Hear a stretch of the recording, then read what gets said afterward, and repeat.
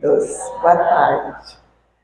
Que estejamos envolvidos na energia amorosa desta casa, a casa de Erasto, pedindo a permissão para nós trazermos para vocês algumas palavras, alguns ensinamentos que a doutrina espírita nos propicia sobre a mulher.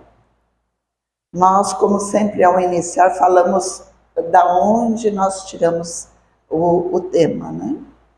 Sempre algo está no Evangelho, mas hoje, especificamente, nós escolhemos o livro Boa Nova e o livro A Mulher na Dimensão Espírita. Ele foi escrito por 3 irmãs trabalhadoras espíritas, Jaci Regis, Marlene Nobre e Nancy Girolamo. Então, é sobre esses que nós vamos falar.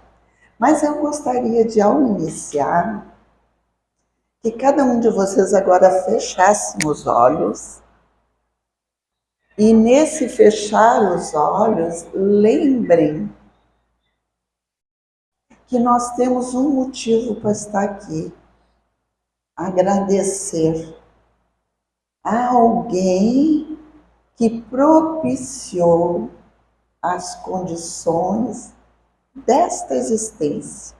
Então, de olhos fechados, digam um obrigado à mãe que deu a vida a essa existência. Aonde ela estiver, se ela está encarnada, ainda tem oportunidade de ligarem e dizer esse obrigado. Se ela já está no plano espiritual, esse momento, faça um pensamento muito amoroso para ela, dizendo obrigado, desta oportunidade, dessa existência. Então, agora, nesse pensamento que nós estamos entendendo já, que esta pessoa que nos deu essa existência, ela optou pela vida. Ela optou pela nossa vida e nós estamos aqui. Mas será que a mulher, durante a história do nosso planeta, da humanidade, foi sempre bem atendida, reconhecida e amada, como hoje nós tentamos demonstrar às mulheres que aqui chegaram dando uma flor? Acho que não, né? A gente sabe que durante o passar da evolução do nosso planeta, a mulher era muitas vezes tratada como um objeto. Ela era desvalorizada, não era dada nem a oportunidade do conhecimento, do estudo. Então, nesse caminhar dos anos que passaram, nós vamos encontrar nesse livro uma pesquisa que a doutora Marlene Nobre fez, que eu achei muito interessante trazer para vocês.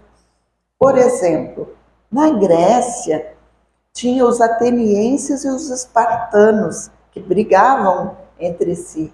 Mas olha que interessante, as mulheres espartanas tinham liberdade, podiam andar na rua, eram admiradas na sua família, elas tinham uma certa liberdade, enquanto que as atenienses não tinham direito ao estudo, nem a participar dos banquetes, das reuniões, aos quais só os homens poderiam participar. As romanas, e a gente sabe que na antiguidade, a grande parte do domínio da parte, vamos dizer, superior do nosso planeta era de Roma. Roma dominava. Entretanto, as mulheres romanas também não eram valorizadas, não tinham a oportunidade do estudo. Elas tinham o conforto, algumas nobres conseguiam, mas aí era porque a sua família permitia que elas tivessem algum conhecimento. E nesse caminhar da evolução, nós sabemos de muitas mulheres que fizeram a diferença. E nós procuramos pensar algumas durante esse período para a gente entender que mesmo sendo uma, essa fez diferença aonde viveu. Então nós vamos pegar um exemplo lá em 1412, quando nasceu uma jovem camponesa, filha de camponeses, chamada Joana d'Arc. Joana d'Arc foi a que conseguiu, através da sua mediunidade, das suas visões, libertar a França do jugo da Inglaterra. Eram 100 anos de luta e com as visões dela, ela conseguiu fazer com que a França vencesse e ficasse no domínio das suas terras e não mais sujeita à Inglaterra. Lógico que depois ela foi condenada pela igreja como herege, como bruxa, queimada na fogueira. Mas a história na França, o estudo nas escolas, ela é muito valorizada pelo feito que ela teve na época dela. Andando mais adiante, lá em 1795, nós vamos encontrar uma figura amada no movimento espírita, Amélie Boudet, conhecida entre o meio do início da doutrina espírita como a Gabi. Gabi era a esposa de Allan Kardec, o professor Hipólito Rivail. E ela foi importantíssima na sua época no trabalho junto de Kardec. Porque às vezes, quando a gente estuda a doutrina, a gente fala do professor Rivail, que ele usou o pseudônimo de Allan Kardec, que trouxe todas. Mas quem puder, veja o filme Allan Kardec. Tem lá no Netflix. E vocês vão ver o valor dessa esposa companheira, que mesmo depois do desencarne de Kardec, já idosa, ela continuou perseverando e auxiliando na divulgação da doutrina espírita. Temos também para recordar, lá em 1910, nasceu aquela que seria chamada Madre Teresa de Calcutá, lá na Índia, que a gente sabe das diferenças de castas, as dificuldades, desde jovenzinha, ela se dedicou como missionária católica a trabalhar em ajuda das populações carentes do terceiro mundo, não só da Índia e de outros países considerados terceiro mundo. Né? E ela dedicou a sua vida e ganhou o Prêmio Nobel da Paz em 1979. E no Brasil, quem que nós podemos recordar que nasceu em 1914 e desencarnou em 1992? A doce Irmã Dulce. Irmã Dulce fez um trabalho lindo na Bahia. É um complexo hospitalar que ela deixou. Divaldo contava que numa vez que ele foi visitá-la, ela estava numa cadeirinha, ela tinha problema seríssimo de pulmão, vergadinha, com dificuldade de respirar. E ele disse: vou providenciar uma cama, né, uma cama ortopédica que desse mais condições, né? E ela aceitou, mas ela já tinha aceitado sem centenas de camas assim, que ela mandava para o hospital, não ficava com ela. As pessoas, ao irem procurar ela e ver a necessidade, se condoíam e doavam. E essas doações ela usava para o hospital e para os carentes. E também, na Igreja Católica, ela foi declarada santa em 2010 pelo atual Papa. Ela foi considerada, né? E ela é venerada lá na Bahia. E por nós todos, porque independente de credo religioso, é o que a pessoa fez em benefício de uma comunidade, de uma nação.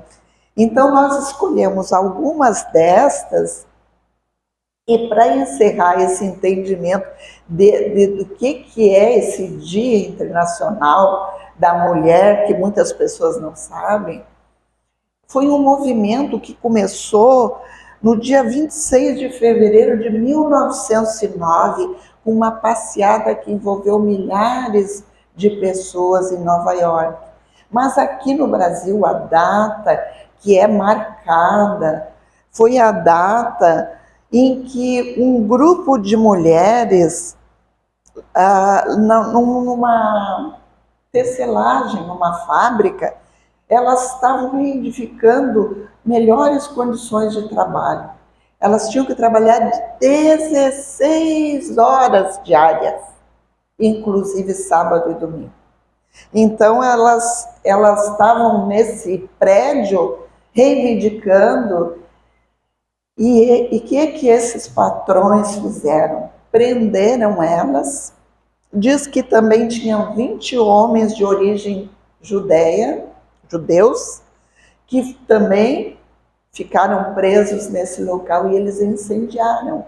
Elas vieram a falecer, queimadas, e é um marco ao qual se usa para comemorar o Dia Internacional, na realidade, da luta por direitos iguais. Mas o que a doutrina espírita fala? Nós vamos encontrar no Livro dos Espíritos a explicação que o espírito não tem sexo, que nós podemos, em alguma existência ou em existências seguidas, por escolhas nossas, vir ou homem ou mulher, mas também nós podemos intercalar de acordo com a necessidade e com a convivência. Então, para a espiritualidade, o sexo não existe diferença. A diferença somos nós com as leis que temos na Terra, que colocamos. Então, nós vamos passar agora para a parte que nós gostaríamos de falar, que é as mulheres no Evangelho. Como que será que Jesus tratava as mulheres? Vamos lembrar, para fazer o nosso ponto de ligação, para ver como as leis da sociedade ainda estão longe das leis de Deus, as leis que Jesus veio nos ensinar, principalmente a lei de amor, de igualdade, de liberdade. E nós vamos lembrar que lá daquela Judéia, onde Jesus começou a pregar, em certo local, Jesus estava passando e iam apedrejar uma mulher adulta. Porque naquela época, a mulher que era adúltera, o homem que praticava o adultério não era considerado adúltero. A ele não acontecia nada. E a mulher estava para ser apedrejada. O que Jesus faz? Ele se aproxima e olhando, e impondo aquele olhar amoroso, mas firme, ele diz: aquele que não tiver nenhum pecado, que atire a primeira pedra, porque era por apedrejamento que eram mortos, né? Lapidadas. E ao olhar, e nós vamos encontrar na doutrina espírita um relato que diz que ele olhava para a pessoa e escrevia na areia o defeito, o pecado que a pessoa tinha.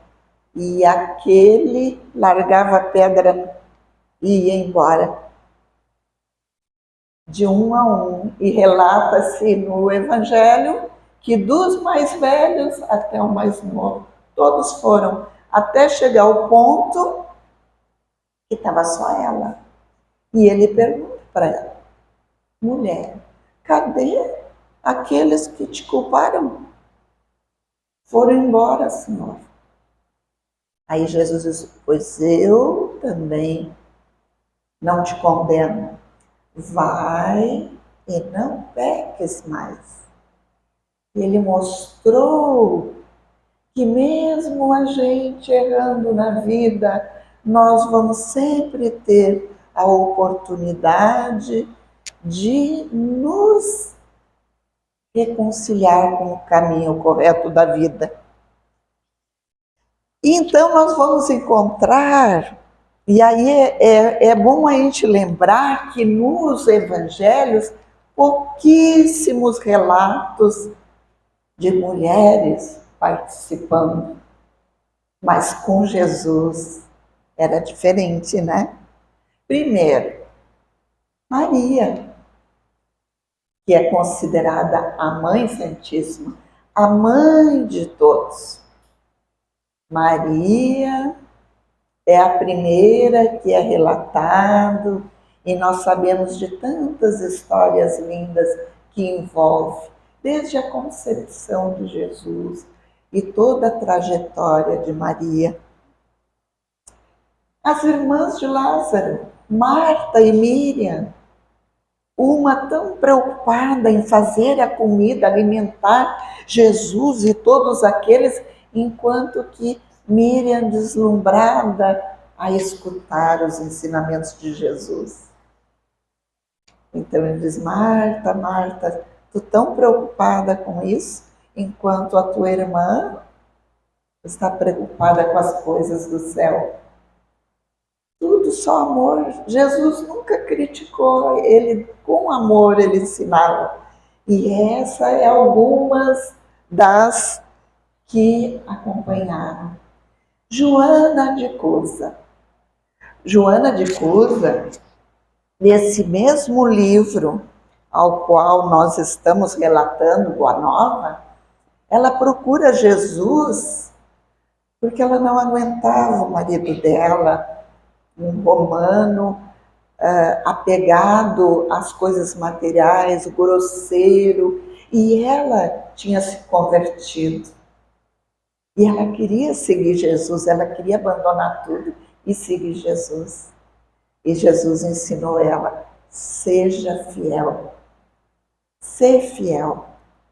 E é um convite a cada um de nós, sermos fiéis, fiéis aos princípios que Jesus ensinou, convivermos com a nossa família com sinceridade, com a fidelidade, com a entrega, a qual ela, Joana de Cusa, que nós vamos saber que é a encarnação de Joana de Ângeles, a protetora espiritual de Divaldo Franco.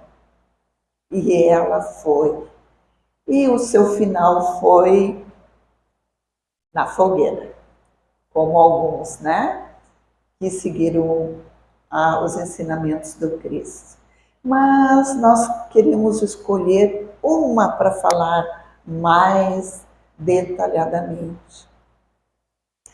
Aquela que para muitos no movimento espírita foi a que deu a guinada maior, a que saiu da lama, vamos dizer assim, do lodo, e foi à luz. Maria de Magdala. Nós vamos alguns trechos seguir como livro para não perder a pureza das palavras que Humberto de Campos traz nesse livro Boa Nova. E essa passagem, Maria de Magdala, era a prostituta mais famosa, bela, formosa, rica, mas com sede de amor. Ela não se sentia feliz, ela queria ser amada. E quando ela começou a receber informações sobre esse Salvador, esse profeta que estava trazendo ensinamentos novos, ela teve uma certa curiosidade de entender o que esse novo amor, que nem ela pensa, apregoado aqueles pescadores tão singelos, que falavam tão simples, mas que estavam, parece que iluminados pelo conhecimento ao qual Jesus diariamente trazia a eles, né? Ela disse que era como se eles estivessem embriagados nesse amor divino. E ela, muito jovem, muito bela, com essa necessidade de amor, quis, porque ela tinha um tédio, um desagrado da vida, embora ela tivesse tudo.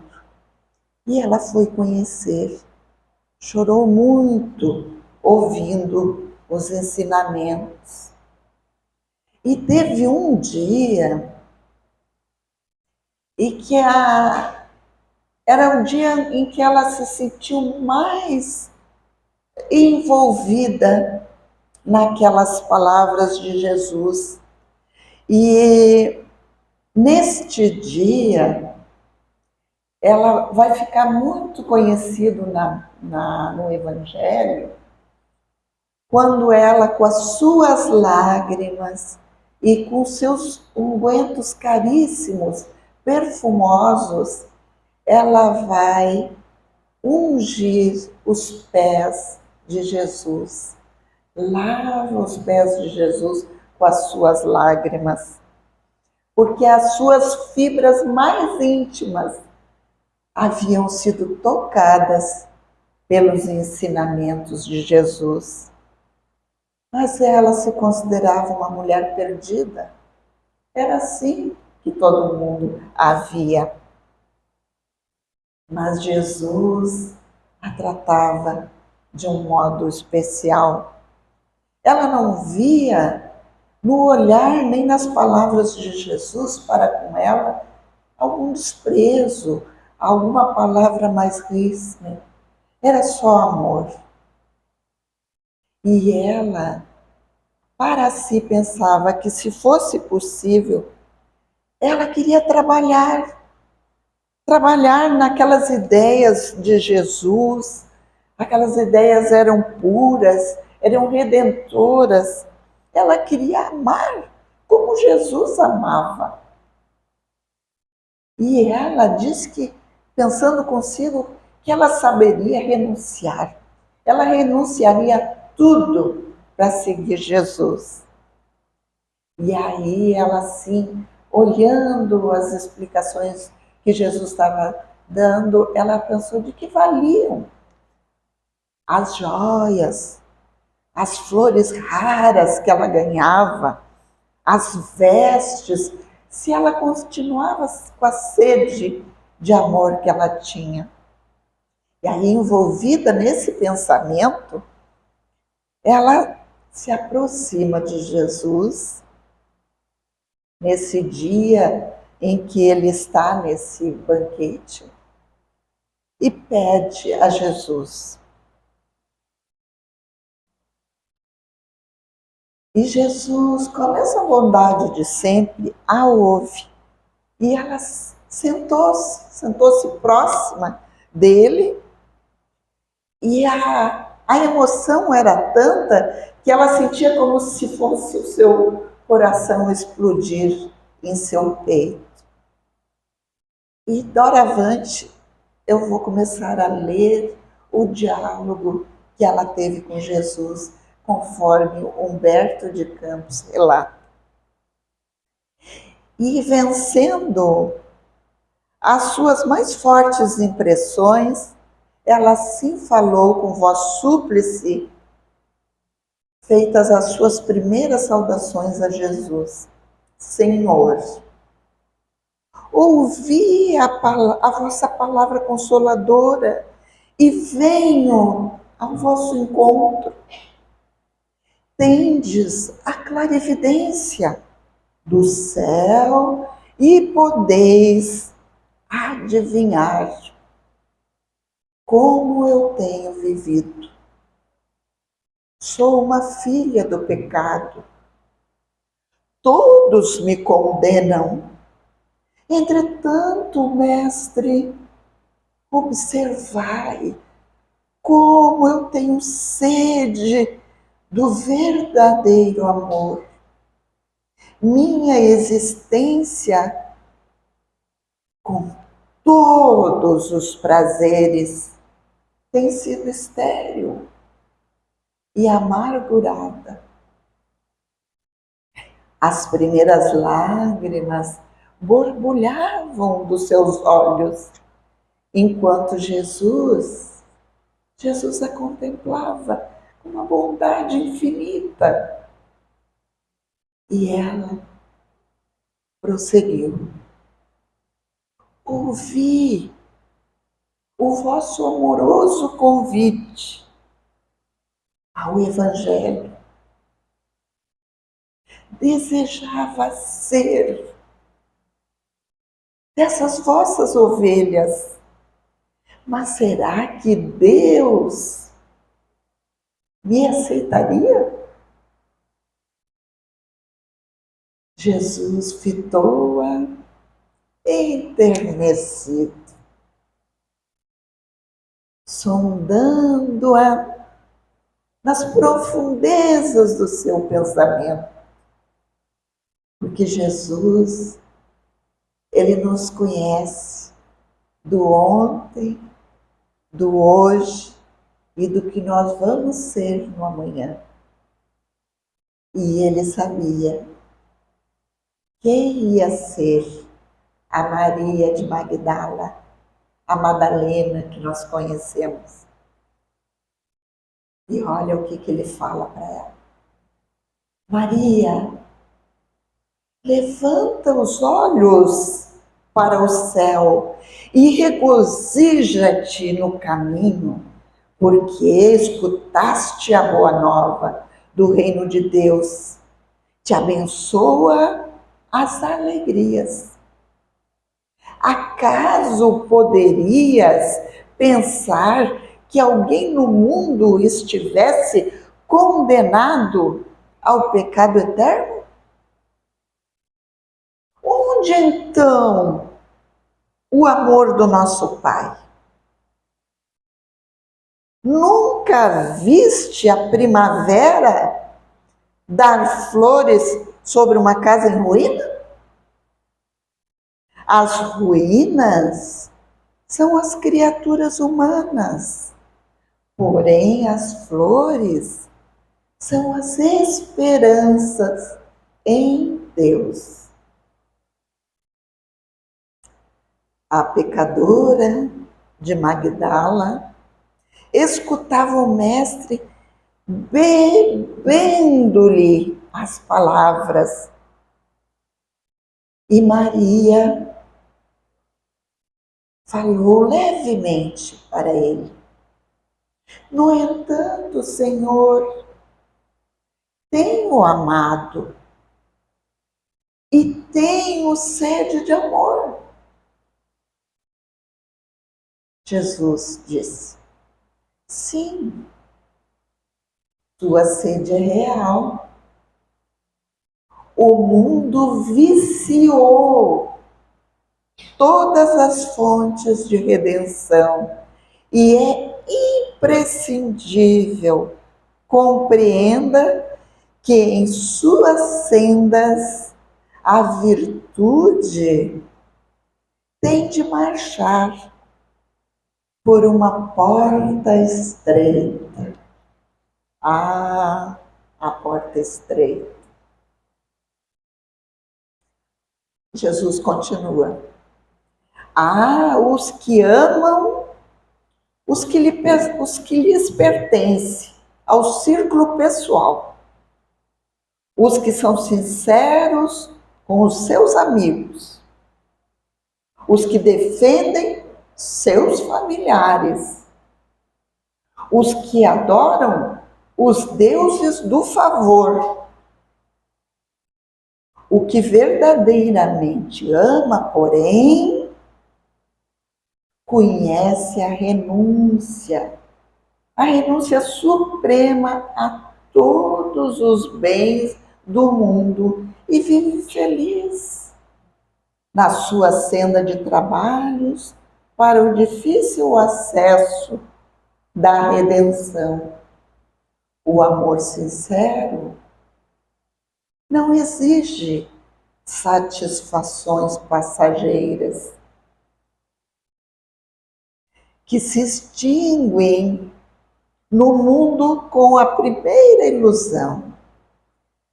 Trabalha sempre, sem amargura, sem ambição, com os júbilos do sacrifício.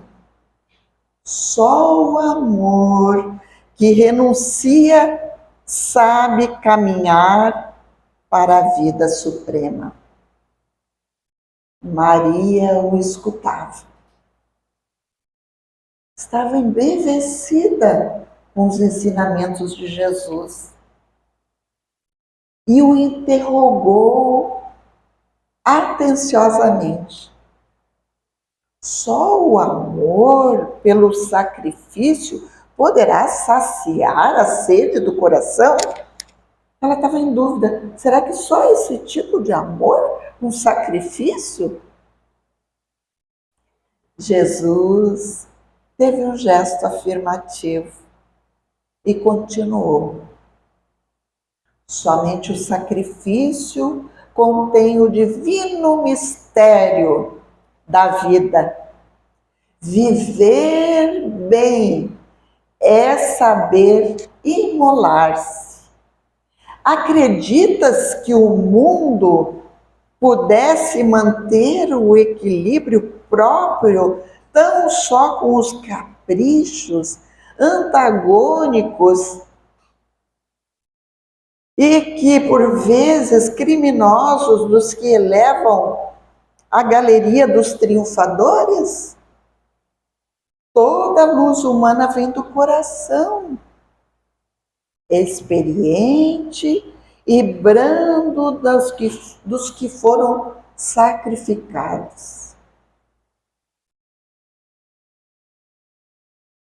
Na tua condição de mulher, segue Jesus explicando para ela, na tua condição de mulher, já pensasse no que seria o mundo sem as mães?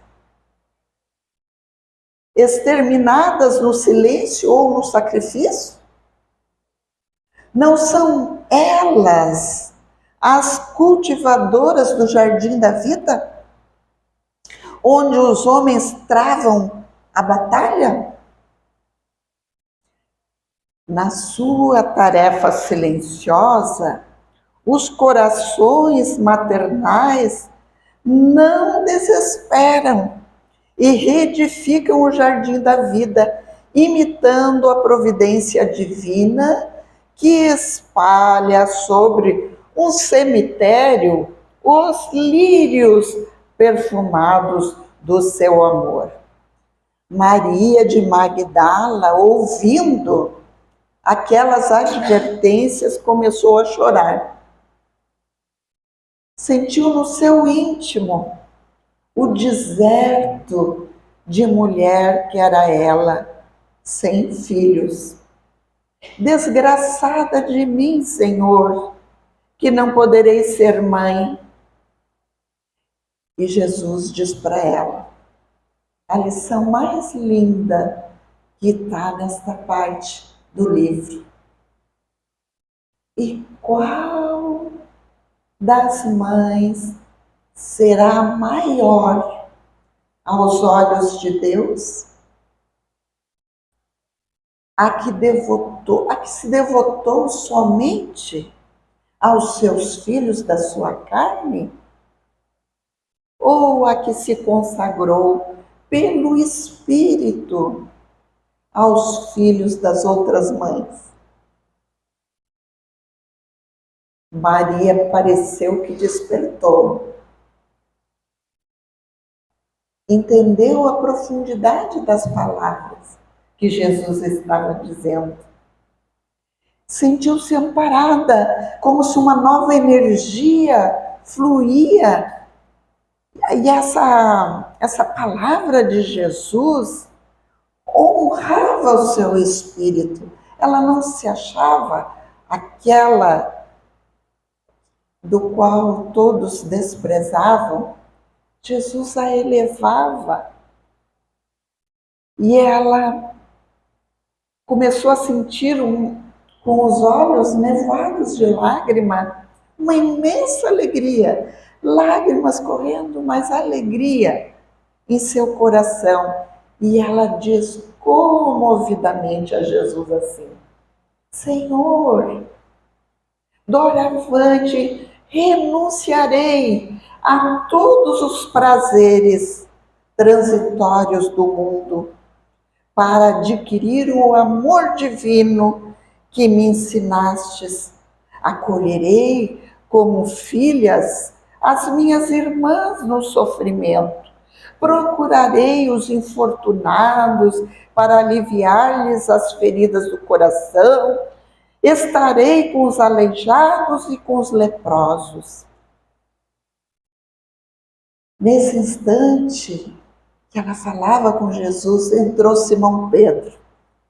Ai, ai, ai. Simão Pedro e um pouco de cada um de nós.